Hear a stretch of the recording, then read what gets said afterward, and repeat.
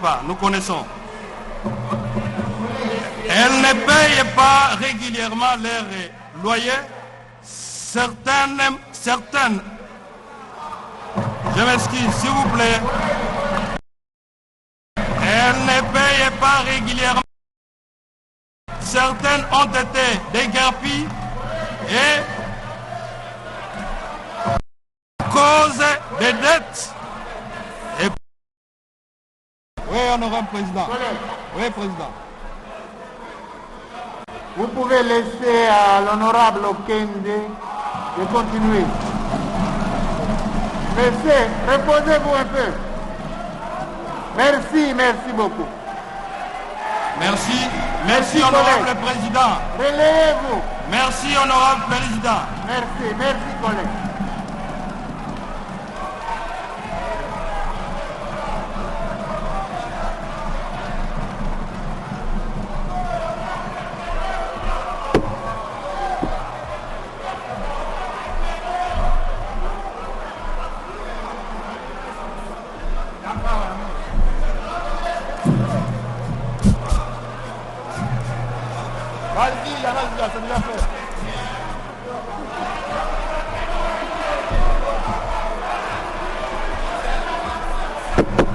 Collègue Okende.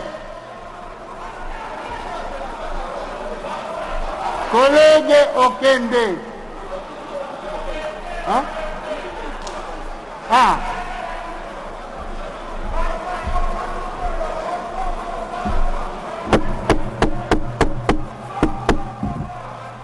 Allez-y, collègue. Vous avez la parole.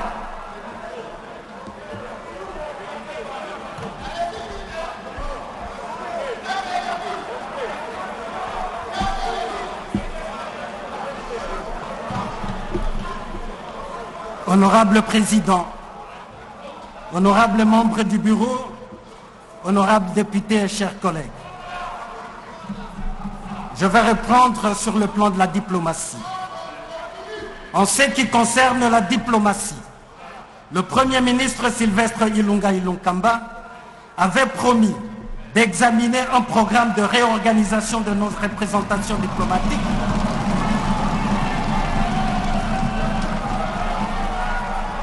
Le Premier ministre Sylvestre Ilunga Ilunkamba avait promis d'examiner un programme de réorganisation de nos représentations diplomatiques à travers le monde en vue, d'une part, de rajeunir les rangs de nos diplomates et d'autre part, de rendre à nos ambassades et à notre personnel diplomatique un peu plus de dignité. Malheureusement, plus d'une année après son entrée en fonction, aucun programme n'a été mis en œuvre afin de permettre au pays de recouvrer effectivement son statut de puissance continentale et de jouer son rôle moteur dans la coopération et l'intégration régionale.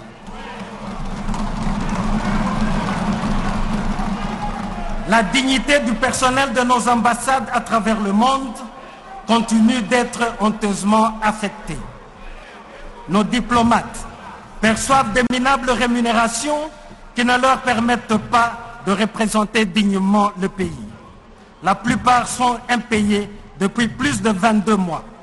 Les frais de fonctionnement ne sont pas envoyés depuis plus de 15 mois. Plus de 30 missions diplomatiques n'ont pas de résidence en propriété et sont logées dans des appartements privés pris en location. Elles ne payent pas régulièrement leur loyer. Certaines ont été déguerpies et pour cause des dettes, les propriétés de certaines de nos ambassades sont menacées de vente aux enchères dans certains pays. Il s'agit aussi d'un échec du gouvernement qui maintient en fonction depuis plusieurs années des ambassadeurs et chefs de mission diplomatiques dont le mandat aura été une honte pour le pays. Sur place au pays, l'organisation et le fonctionnement des ministères des Affaires étrangères et de la coopération régionale laissent à désirer. Aux affaires étrangères, plusieurs milliers de Congolaises et Congolais ont été victimes d'une escroquerie avec la complicité du gouvernement dans l'achat des passeports à un prix exorbitant, plus de $250 américains, défiant toute concurrence en Afrique et dans le reste du monde. Pendant plusieurs mois, le gouvernement a maintenu un contrat mafieux conclu avec une firme étrangère pour la délivrance des passeports qui était devenu introuvable. Lorsque la livraison a repris et le prix réduit à 99 $ américains, le gouvernement a menti à notre peuple, car personne ne peut obtenir un passeport à ce prix. À l'extérieur du pays, la situation des Congolais de la diaspora reste inquiétante. Abandonnés à eux-mêmes et parfois étrangers dans leurs propres ambassades, ils ne jouissent pas toujours de la protection diplomatique dont ils ont parfois besoin. Sur le plan de l'économie et des finances, à bien d'égards, les différentes mesures économiques préconisées dans le cadre du programme du gouvernement se sont avérées incohérentes et surtout en déphasage avec l'objectif de faire effectivement de la République démocratique du Congo un pays émergent. Lors de la présentation du programme de son gouvernement, le Premier ministre avait déclaré ce qui suit. Nous citons: « Il est inconcevable que la République démocratique du Congo, dotée d'un aussi vaste potentiel économique et fiscal, ne puisse disposer que d'un budget annuel dont la moyenne en ressources propres ne dépasse guère les 5 milliards de $ américains.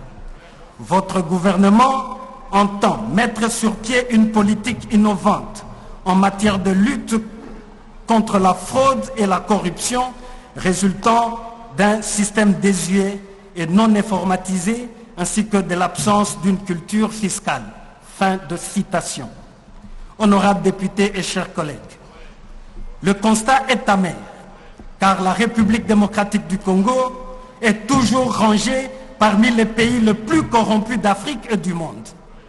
Le gouvernement n'a pas été capable de concevoir une politique innovante en matière de lutte contre la fraude et la corruption. Il n'a pas réussi à améliorer la situation des finances publiques. À certains égards, il a même été moins performant que certains gouvernements qui l'ont précédé. Par ailleurs, le gouvernement a présenté en équilibre un budget irréaliste sans s'assurer des augmentations tangibles de recettes. Le budget 2020 a mis en exergue des priorités volontaristes bien sûr, mais totalement incongrues concernant notamment la couverture santé universelle, la mise en œuvre de la Caisse nationale de péréquation, le démarrage de la construction du port en eau profonde de Banana, alors que la traçabilité et la transparence de la chaîne de recettes envisagée à l'horizon juin 2020 n'étaient nullement garanties. La mise en place de l'autorité financière et des marchés dans la perspective de la levée de fonds sur le marché financier intérieur pour le financement du déficit, ainsi que des mesures annoncées d'encadrement de recettes de différentes régies financières, DGI, DGRAD et DGDA sont encore embryonnaires.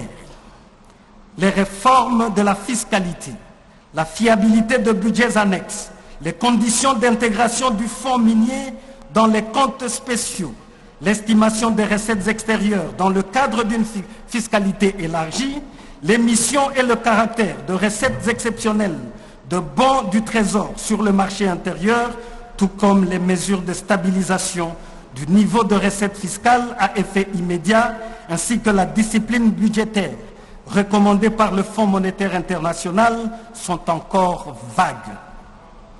L'inefficacité du dispositif de lutte contre l'évasion fiscale et la fraude est entretenue par le gouvernement.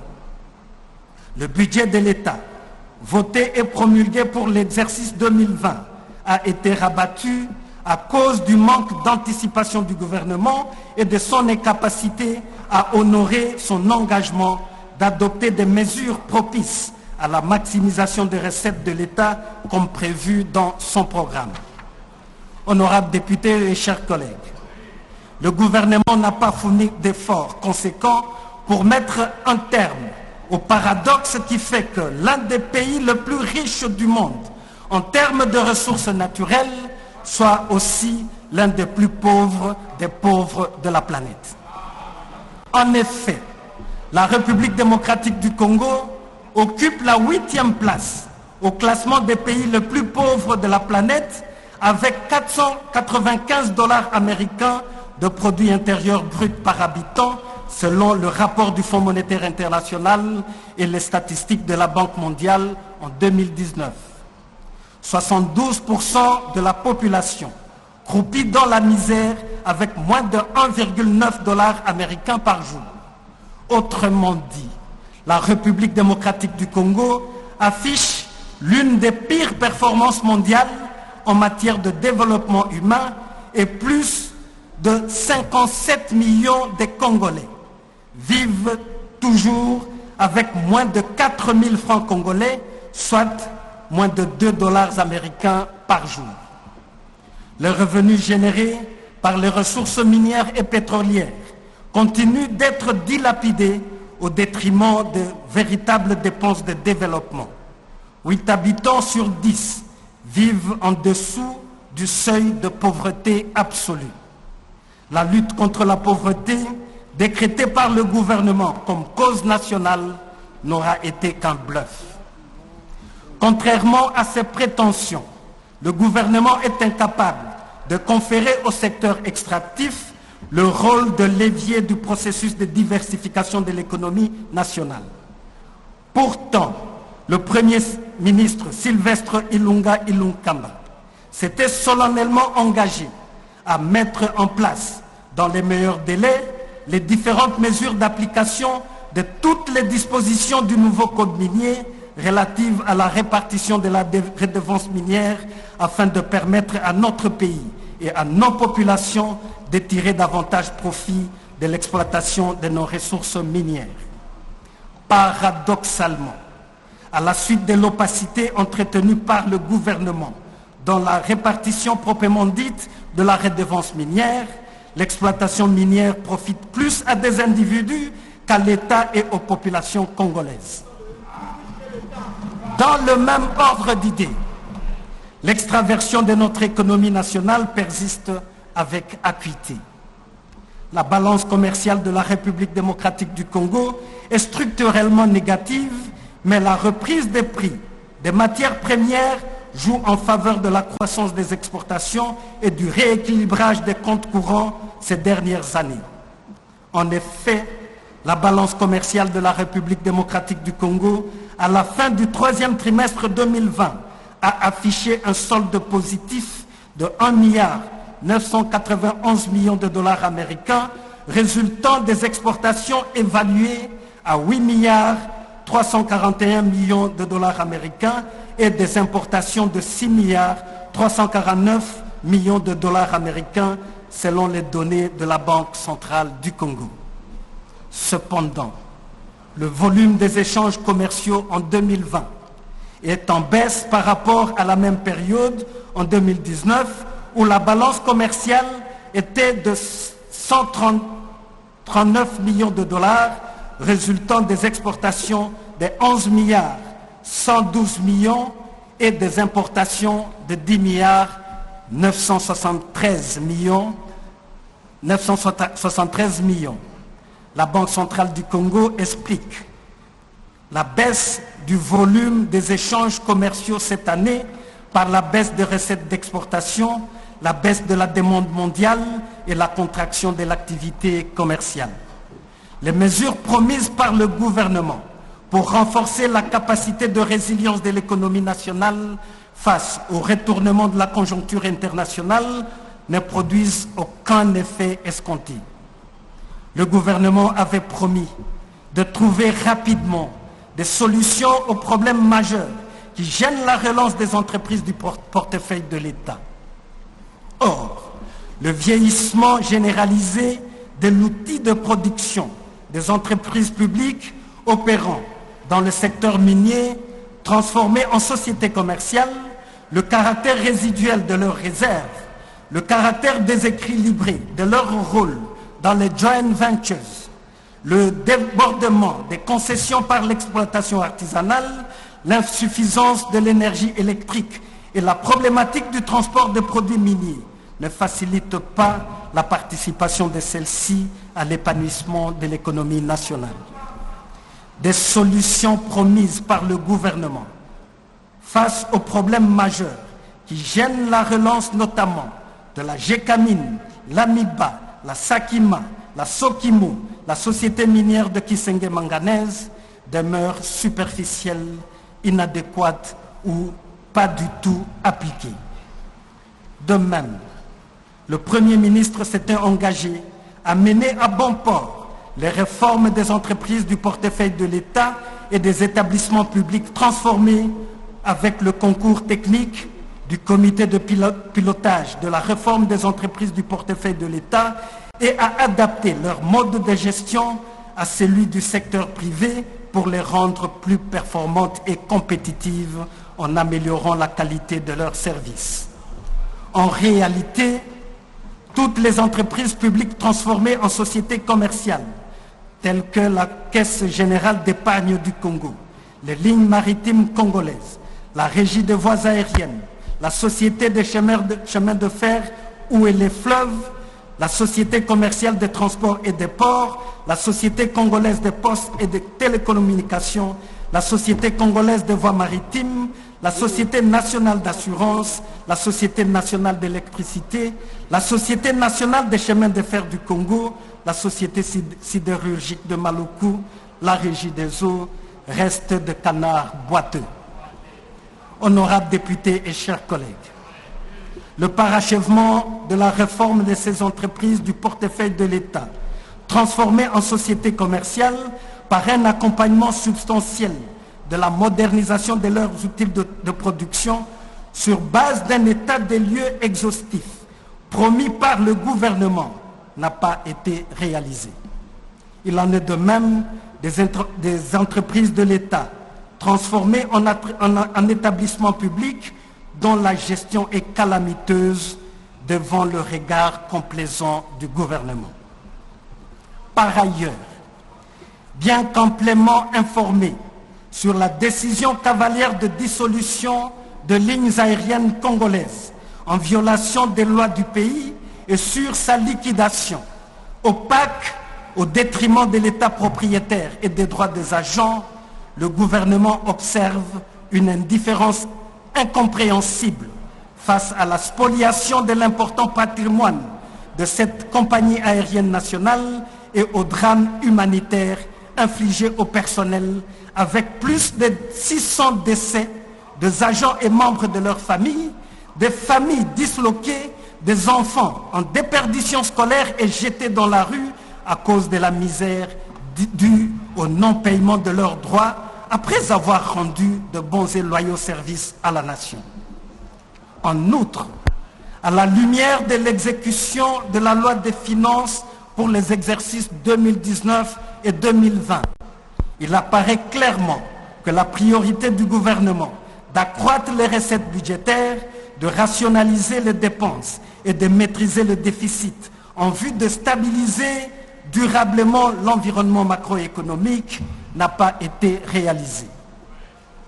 Au regard des indicateurs Doing Business 2019-2020 relatifs à la création d'entreprises, à l'obtention de prêts, au paiement des impôts, au règlement de l'insolvabilité, à l'efficacité des marchés publics et à la flexibilité pour les entreprises en termes de création d'emplois et de croissance de la productivité, la République démocratique du Congo est classée 183e sur les 190 pays de la planète. La facilité de faire des affaires en République démocratique du Congo est passée de 35,2 à 36,2%, soit une amélioration dérisoire de 1%. En somme, les promesses du gouvernement d'améliorer le climat des affaires, de promouvoir l'entrepreneuriat et la classe moyenne nationale à travers notamment la sous-traitance et le petit commerce ne sont pas concrétisés. Par ailleurs, les engagements du gouvernement à diversifier l'économie et à créer les conditions d'une croissance inclusive s'avère chimérique. En effet,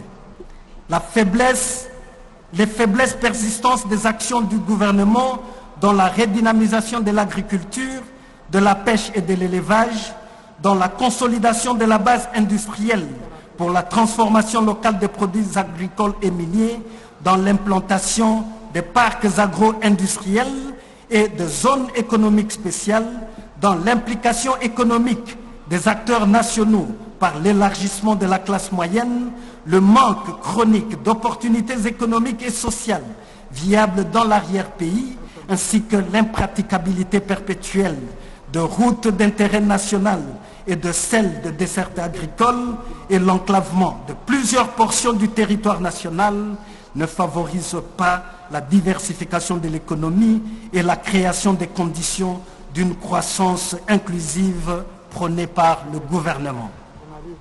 La République démocratique du Congo est ainsi classée parmi les pays déficitaires en matière agricole et de sécurité alimentaire en dépit de ses grandes étendues de terres arables.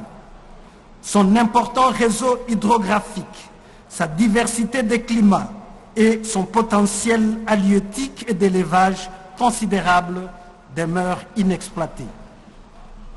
Sur le plan de la reconstruction, les moyens mobilisés par le gouvernement pour les investissements continus en infrastructures de base et communautaires, notamment les transports et communications, routes, rails, voies fluviales et lacustres, ports et aéroports, ne sont pas à la hauteur des besoins de modernisation des infrastructures et d'aménagement du territoire. Honorables députés et chers collègues, les prétentions du gouvernement d'interconnecter toutes les provinces en fibre optique, d'augmenter le taux de pénétration des technologies de l'information et de la communication, de diminuer sensiblement le coût de communication et d'accroître le revenu de l'État dans ces secteurs ne sont pas tangibles. Les actions du gouvernement sont encore loin, contrairement à ce qui a été promis devant la représentation nationale, de faire jouer à la République démocratique du Congo son rôle dans les enjeux mondiaux relatifs à la lutte contre le changement climatique et de préserver en faveur de nos générations futures nos forêts, nos cours d'eau, notre faune ainsi que notre flore. Sur le plan social et culturel, au terme de la Constitution, l'État encourage l'exercice du petit commerce, de l'art et de l'artisanat par les Congolais et veille à la protection et à la promotion de l'expertise et des compétences nationales. Article 35 de la Constitution. Le travail est un droit et un devoir sacré pour chaque Congolais. L'État garantit le droit au travail, la protection contre le chômage et une rémunération équitable, satisfaisante, assurant aux travailleurs ainsi qu'à sa famille une existence conforme à la dignité humaine, complétée par tous les autres moyens de protection sociale, notamment la pension de retraite et la rente viagère. Nul ne peut être lésé dans son travail en raison de ses origines, de son sexe, de ses opinions, de ses croyances ou de ses conditions socio-économiques. Article 36 de la Constitution. La jeunesse doit être protégée contre toute atteinte à sa santé, à son éducation, à son développement intégral. Article 42. Toute personne a droit à l'éducation scolaire. L'enseignement national comprend les établissements publics et les établissements privés agréés. L'enseignement primaire est obligatoire et gratuit dans les établissements publics. Article 43. Le droit à la santé et à la sécurité alimentaire est garanti. Article 47.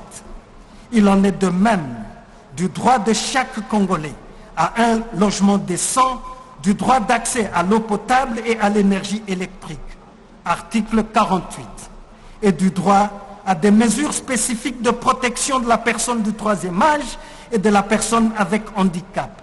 Article 49. S'inspirant de la Constitution, dans son discours-programme devant l'Assemblée nationale, le Premier ministre Sylvestre Ilunga Ilunkamba avait souligné ce qui suit. Nous citons: les Congolais veulent l'emploi pour tous, l'accès aux soins médicaux, à l'eau potable et à l'électricité, la scolarisation de leurs enfants. Ils exigent un développement économique réel du pays conduisant à l'amélioration de leur vécu quotidien. Fin de citation. Le Premier ministre se voulait plus rassurant en déclarant, nous citons: les aspirations les plus manifestes de nos compatriotes relèvent du vécu quotidien, de disposer d'un revenu permettant de se nourrir, se loger, s'habiller, se soigner, éduquer et instruire les enfants, ainsi que d'avoir des perspectives d'avenir. Fin de citation.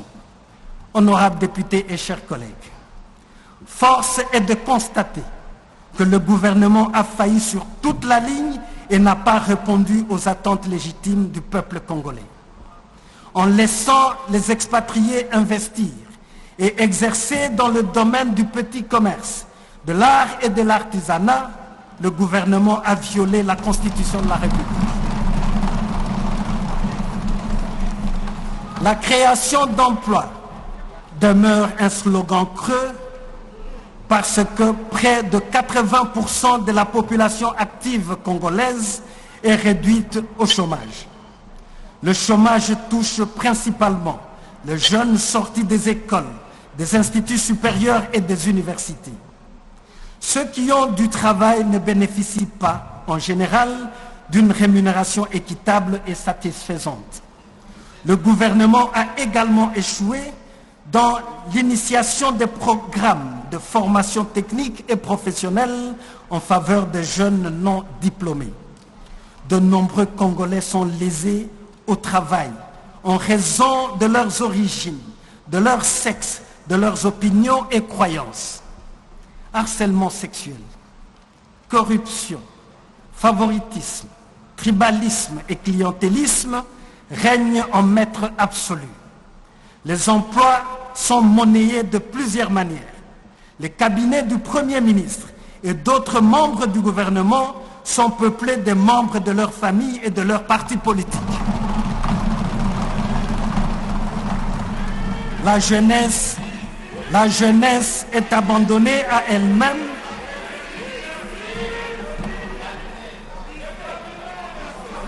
Les cabinets du Premier ministre et d'autres membres du gouvernement sont peuplés de membres de leur famille et de leurs partis politiques. La jeunesse est abandonnée à elle-même, comme l'atteste le cas des enfants dits de la rue Ouchégué. Au sujet de l'éducation, force est de constater que malgré le lancement appréciable de la gratuité de l'enseignement primaire à l'initiative du chef de l'État, le gouvernement n'a pas été en mesure d'accompagner cette initiative louable à faire de l'éducation la clé du changement et le principal ascenseur social, mettant en pratique le principe selon lequel chaque jeune Congolais a le droit d'accéder à égalité de chance à la scolarisation, comme souscrit dans le programme du gouvernement présenté à l'Assemblée nationale. Honorables députés et chers collègues, le ministère de l'enseignement primaire, secondaire et technique, qui devait la soutenir, est devenu lui-même l'un des principaux fossoyeurs de cette mesure de gratuité. Plusieurs enseignants n'ont pas encore été mécanisés, tandis que de nombreux fictifs, engagés sur base du clientélisme ethnique ou politique, perçoivent des rémunérations à charge du trésor public. L'urgence de la réforme du système éducatif dans son ensemble et l'amélioration du traitement du personnel enseignant, pourtant mise en évidence par le gouvernement dans son programme, n'est toujours pas observée. À l'intérieur du pays, voire dans certaines écoles de la capitale, plusieurs milliers d'élèves étudient à même le sol, sans infrastructure ni équipement scolaire adéquat. la capacité d'accueil et l'équipement en matériel scolaire de base des écoles primaires et secondaires publiques dans toutes les provinces du pays sont encore dérisoires. La situation est aussi alarmante au niveau de l'enseignement supérieur et universitaire et de la recherche scientifique. Avec un budget illusoire, des professeurs mal rémunérés, des étudiants dépourvus de bourses d'études, l'abandon des laboratoires et des bibliothèques, sans infrastructures de cours et de recherche, le gouvernement contribue à la mort de notre système universitaire et ne se préoccupe nullement du fait qu'aucune université congolaise ne figure actuellement parmi les 200 meilleures universités du continent. Le droit à la santé et à la sécurité alimentaire n'est nullement garanti. Le gouvernement est incapable de permettre à chaque Congolais d'accéder aux soins de santé de base, sans parler d'une couverture santé universelle.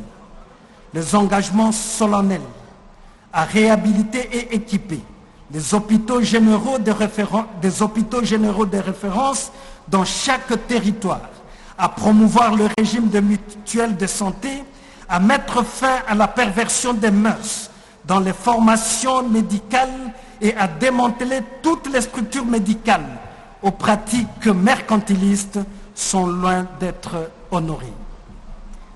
Pourtant, le Premier ministre Sylvestre Ilunga Ilunkamba avait déclaré dans son discours-programme présenté à l'Assemblée nationale que, nous citons, « un peuple privé d'un système sanitaire adéquat est un peuple voué à la mort ».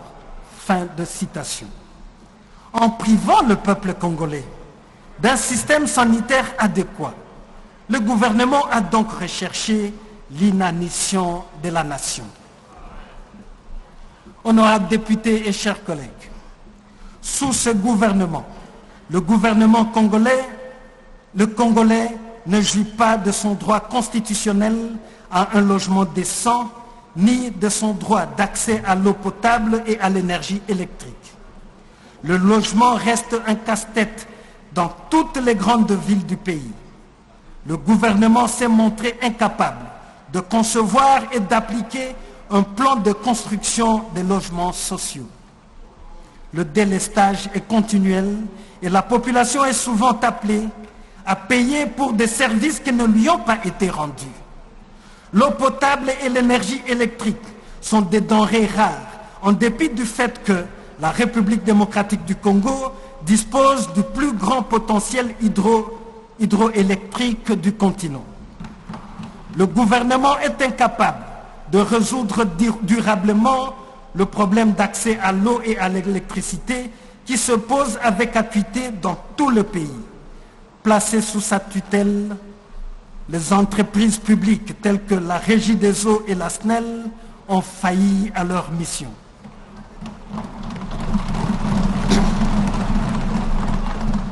Le gouvernement a été aussi incapable de prendre des mesures spécifiques de protection et d'assistance sociale de la personne du troisième âge et de la personne vivant avec handicap, en rapport avec leurs besoins physiques, intellectuels et moraux, tout comme il n'a pas pu remplir son obligation de protéger la jeunesse contre toute atteinte à sa santé, à son éducation et à son développement intégral. Bien qu'ayant décrété la lutte contre la pauvreté comme cause nationale, le gouvernement n'a pas honoré ses engagements pour la réalisation des investissements à haute intensité de main-d'œuvre, la promotion de la politique des microcrédits, l'initiation de programmes de formation technique et professionnelle en faveur de jeunes non diplômés, la création des centres d'action sociale en faveur des enfants abandonnés, la mise en place d'une politique d'accompagnement et d'assistance sociale aux personnes vivant avec handicap, ainsi que l'autonomisation de la femme et la promotion de la jeunesse. Toutes les actions prévues dans le programme du gouvernement en vue de la promotion de la culture, des arts, des sports et de centres de loisirs s'avèrent démagogiques. L'immobilisme, L'absence d'initiative et d'innovation paralyse totalement les secteurs social et culturel alors que des solutions existent. Honorable Président de l'Assemblée nationale, honorables membres du Bureau, honorables députés et chers collègues, le Premier ministre Sylvestre Ilunga Ilunkamba et le membre de son gouvernement ont été incapables d'assumer pleinement leurs charges constitutionnelles et d'honorer leurs propres engagements pris devant l'Assemblée nationale lors de l'investiture du gouvernement. Conformément aux dispositions des articles 90, 91, 100, 146 et 147 de la Constitution et aux articles 214 et 215 de son règlement intérieur, tous les moyens de contrôle parlementaire exercés jusque-là, ne l'ayant pas aidé à améliorer sa performance pour répondre favorablement aux attentes de notre peuple, l'Assemblée nationale est obligée de s'assumer en mettant en cause la responsabilité de ces gouvernements défaillants et incompétents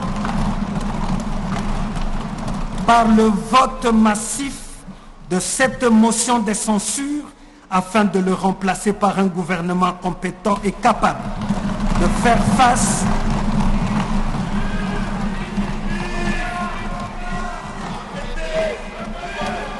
L'Assemblée nationale est obligée de s'assumer en mettant en cause la responsabilité de ce gouvernement défaillant et incompétent par le vote massif de cette motion de censure afin de le remplacer par un gouvernement compétent et capable de faire face à l'insécurité chronique qui a élu domicile dans la partie orientale de notre pays, d'une part, et en mesure de répondre aux multiples attentes de nos populations, d'autre part. Ainsi fait à Kinshasa, le 22 janvier 2021. Je vous remercie.